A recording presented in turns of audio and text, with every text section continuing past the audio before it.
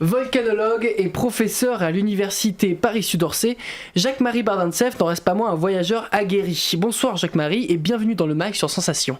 Bonsoir. Depuis un certain temps, Jacques-Marie, vous avez un blog qui s'appelle Volcan Mania et vous postez différentes photos et articles de vos missions scientifiques. Mais c'est quoi une mission scientifique dans le domaine de la volcanologie ? Qu'est-ce que vous y faites ? Alors, c'est d'aller sur un volcan pour comprendre son fonctionnement, comprendre son histoire, un peu comme un médecin au chevet d'un patient. Quand on va chez le médecin, on a une maladie, on a de la fièvre, on a mal quelque part, mais le médecin s'intéresse aussi sur nos antécédents. Avez-vous déjà eu l'appendicite ? Ou parmi vos parents, grands-parents, y a-t-il des problèmes dans votre famille, de problèmes respiratoires, rénaux, digestifs et autres ? Parce que le passé parle pour le présent et pour l'avenir. Pareil pour un volcan. Alors le volcan, lui, il ne parle pas, mais on veut savoir qu'est-ce qu'il a fait dans le passé, qu'il pourrait refaire dans l'avenir. Donc envisager des scénarios à venir. Donc bien sûr, le volcan, on prélève des roches. Ces roches, on va les déterminer. On va voir si elles proviennent d'une éruption à coulée de lave, à projection. Et on va également, avec des collègues, les dater pour faire un petit peu un curriculum vitae du volcan. Et on saura que ce volcan, il fait des éruptions à coulée de lave avec une fréquence de une fois par an, par exemple, en moyenne. Au contraire, une nuée ardente, c'est-à-dire un nuage brûlant de gaz et de blocs à grande vitesse, une fois tous les 300 ans. Donc ça veut pas dire que dans 300 ans, il y aura ça, mais on va dire que statistiquement, ça se passe comme ça. Et si on revoit les dépôts, la surface des dépôts recouvertes à l'époque, eh ben on peut dire, si ça se renouvelait aujourd'hui, voilà, tel endroit serait recouvert. Voilà, donc on fait des prélèvements de roches, c'est ma spécialité, ce qu'on appelle la pétrographie. On en ramène souvent pas mal de kilos pour travailler en laboratoire. Et puis bien sûr, s'il y a une éruption en cours, observer, essayer d'estimer un petit peu les dimensions, les surfaces déposées, les épaisseurs de dépôt. Enfin voilà, interpréter un peu l'éruption. Vous aviez 25 ans lors de votre première mission scientifique, c'était en 1978 et vous êtes parti où ? Alors c'était ma première mission, c'est bien sûr celle qui me tient le plus au cœur, c'est le Guatemala. On va dire que j'en suis revenu différent, parce que j'ai étudié les nuées ardentes, c'était mon sujet, et à ce moment-là, une nuée ardente se déclenche au Guatemala avec 3 volcans différents, côte à côte. Donc c'est le début de ma thèse, je pars là-bas, j'y passe 5 semaines, je gravis ces volcans, je crapahute, je ramène 400 kilos de roches, c'est le début de ma thèse, j'étais jeune passionné, je rentre à la nuit de Noël. Voilà, d'en reparler, d'y repenser... Je suis revenu différent parce que j'ai vu des gens différents, parce que effectivement quand on voyage également en géologie, on voyage, c'est pas les sites touristiques, c'est vraiment on va sur le terrain, donc on rencontre les paysans. Alors même si on parle pas la même langue, on se comprend vite. Ils voient qu'on aime la terre. Le soir quand on rentre, eux ils ont plein de fagots de bois sur le dos, nous on a des sacs à échantillons, on a les mêmes charges, donc on en a tous les deux, enfin tous les groupes plein les pattes, mais également plein le dos. Mais on est content d'avoir fait une bonne journée, donc une grande complicité. Souvent même ils nous autorisent de planter une tente, ils peuvent nous héberger, ils nous donneront un fruits. Donc voilà, des rencontres humaines très, très importantes et très enrichissantes. Et oui, je suis revenu différent, oui. Outre cette première mission, quelle mission vous a le plus marqué ? Alors bien sûr, c'est un choix. À force, je me suis rendu compte que j'ai fait plus de 100 missions. J'en suis peut-être entre 100 et 110 pour l'instant. En 40 ans, ça fait 2,5 par an en moyenne. Alors il y a des années, j'ai fait 2 missions, des années, j'en ai fait 3, parfois 4. Toutes me plaisent, bien sûr. C'est vrai qu'à Hawaï, j'ai vu des choses extraordinaires. À Kilauea, j'ai vu la lave qui arrive dans la mer. Cette année-là, j'avais pas emmené ma femme et ma fille. C'était le baptême du feu de ma fille. On a un bateau, on a pu approcher la lave qui coule dans la mer. Et tout le temps où la lave coulait, je lui disais Jade, profite, tu ne reverras plus jamais ça, quoi. Dans votre blog, les lecteurs peuvent vous suivre dans vos aventures. En 2018, vous nous avez parlé juste avant, vous êtes parti 3 fois au Turkménistan, en Arménie et au Salvador, où on vous a retrouvé. Parlez-nous de ces 3 missions.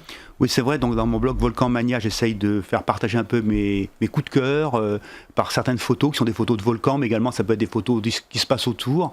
Alors le Turkménistan, paradoxalement, c'est pas volcanique. J'y suis allé pour faire de la géologie, parce que c'est un endroit extraordinaire, très minéral, il y a des canyons extraordinaires, donc il y a du paysage, il y a du visuel, mais il y a un site qui est paravolcanique ou périvolcanique, on va dire ça comme ça, plutôt paravolcanique, c'est Darvatsa. Alors à Darvatsa, c'est dans le désert du Turkménistan, il y a un immense trou, un immense cratère qui fait 70 mètres de diamètre, 30 mètres de profondeur, qui flambe en permanence, c'est parce qu'il y a eu une fuite de gaz. Donc c'est un forage de gaz naturel qui a mal tourné, c'était à l'époque soviétique, en 1971. Il y a eu une fuite de gaz nauséabond qui a empesté toute la région. Donc à l'époque, les responsables ont pensé mettre le feu pour brûler le stock en quelques semaines. Et plus de 40 ans après, ça brûle toujours. Donc c'est une fournaise en plein désert, c'est extraordinaire à voir. Donc voilà, d'aller à Darvaza, c'était aussi un rêve, voilà, de voir un volcan particulier, enfin un volcan entre guillemets particulier. Et l'Arménie ? Alors l'Arménie, par contre, c'est volcanique, hein. Notamment il y a un volcan qui est très très célèbre, alors qu'il y a la frontière arméno-turque, c'est l'Ararat, le mont Ararat, hein. C'est où l'arche de Noé aurait échoué après les 40 jours de déluge.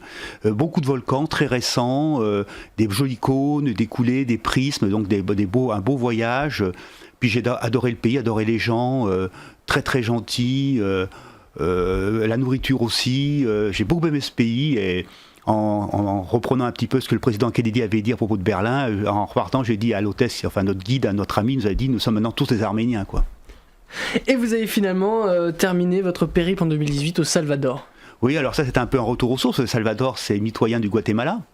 Hein, donc, d'ailleurs, on a fait escale au Guatemala en y allant, donc j'ai revu des silhouettes de volcans, donc ça m'a rappelé le début de ma thèse. Alors, le Salvador, c'est le paradis de la volcanologie, hein. Il y a une quinzaine de volcans actifs qui se touchent tous différents, magnifiques. Alors, certains, hein, il y en a un qui a un lac, le Santa Ana, qui a un lac d'acide verjade. L'autre, le Chaparasti, qui a un immense cratère qui fume. Le Boquerón, il a des cratères emboîtés les uns dans les autres, ça fait un peu comme des poupées russes. Il y a des énormes calderas remplis par des grands lacs d'éruptions majeures. Voilà, donc des roches, et puis toujours avec ça un écosystème très riche, beaucoup de végétaux, d'arbres à fleurs, des iguanes, des animaux, voilà, donc un très petit pays, c'est le plus petit pays d'Amérique centrale, mais vraiment qui gagne à être connu.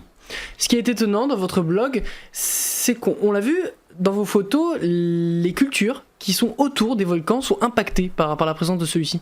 Oui, c'est ça aussi, c'est que les gens, paradoxalement, sont fiers de leurs volcans.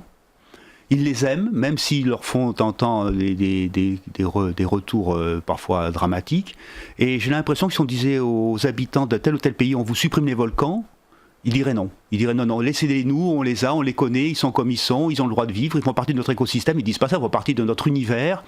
Donc c'est vrai que toutes les mythologies dessinent les volcans sont des dieux, donc au Salvador, en Amérique centrale, c'est le serpent à plumes, hein, le Quetzalcoatl, qui est un petit peu la divinité liée un peu au volcan, donc il est représenté de différentes façons, c'est toujours un animal fantastique, étonnant, qui amuse aussi les enfants, parce qu'il est un petit peu représenté sur des oriflammes, tout ça. Voilà, donc c'est vrai que on ne peut pas imaginer les volcans sans les gens qu'il y a autour, ou qui sont dessus, ou qui sont dessous. Vous êtes parti avec 80 jours voyage, c'est quoi, une agence de voyage très spécialisée ? Oui, c'est une petite agence qui est sise entre Lyon et Paladru dans l'Isère, donc je connais bien le gérant qui s'appelle Sylvain Chermet, c'est un ami, et il organise des voyages sur différents volcans, mais des voyages nature, et on va dire 2 ou 3 fois par an, il me propose au moment des vacances scolaires d'accompagner le voyage, de faire profiter des participants de mes connaissances, mais en fait ça devient des amis, donc il y a une très bonne ambiance, on connaît des petits groupes de 10 à 15 personnes, et effectivement beaucoup de gens reviennent, donc c'est notre récompense à Sylvain et à moi, quand des gens qui sont venus reviennent, c'est qu'ils apprécient notre philosophie du voyage, et notre philosophie c'est d'être sérieux sans se prendre au sérieux, d'apprendre et de s'amuser.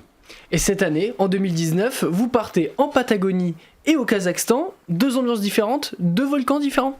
Alors là aussi, c'est très particulier. Alors en Patagonie, ça sera entre Chili et Argentine. Donc à la fois des volcans au Chili, mais également des parcs naturels en Argentine. On va voir Perito Moreno, Torres del Paine, des parcs nationaux. Et puis, point cerise sur le gâteau, le 2 ou 3 juillet, il y a une éclipse totale de soleil. C'est donc pour ça qu'on a calé cette date, bien que ce soit l'hiver là-bas. Le Kazakhstan, c'est également de la géologie, c'est un monde minéral, c'est également des déserts, des canyons, voilà, un monde minéral fascinant. Il existe encore des volcans que vous n'êtes pas allé voir ? Alors oui, j'ai quelques trous et je veux dire tant mieux parce que je en garde pour la suite. Il ne faut pas tout manger le même jour dans une pâtisserie, tous les gâteaux, il faut en garder pour le dessert aussi. Donc j'ai des trous en Amérique du Sud, par exemple, c'est vrai que je connais plusieurs pays d'Amérique du Sud, mais je connais pas le Pérou par exemple. Je connais la Bolivie, l'Équateur, le Chili, donc l'Argentine j'irai cet été, voilà. Également, je connais pas le volcan du Congo, le Nyiragongo. Voilà, donc il y a quelques volcans que je ne connais pas, que j'irai voir peut-être plus tard, ou certains volcans que je retourne voir, voilà, puis ça change d'une fois sur l'autre, donc voilà, on ne s'ennuie pas, il y a toujours de quoi faire. Eh bien, merci beaucoup Jacques-Marie Bardintsev d'avoir été avec nous dans le MAG sur Sensation. Je rappelle que vous êtes volcanologue et professeur à l'université de Paris-Sud-Orsay. Vous trouverez toutes les informations concernant le travail de Jacques-Marie Bardintsev sur son blog Volcanmania, ainsi que le podcast de cette émission sur notre site et notre application Radio Sensation.